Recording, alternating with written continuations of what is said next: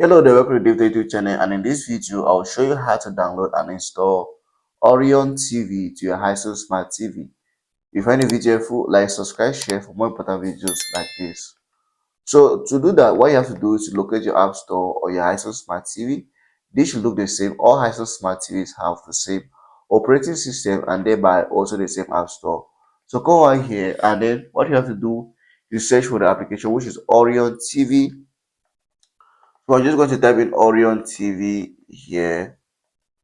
Orion.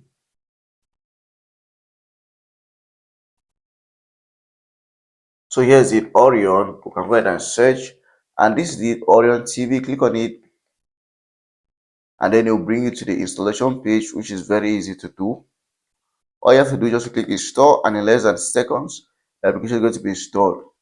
Now you choose where to place it on your Hisense Smart TV, and then you're good to go. You can go ahead and launch the application, and that's how to install this to your Hisense Smart TV. If you find the video helpful, you know what to do. Like, subscribe, and share for more important videos like this.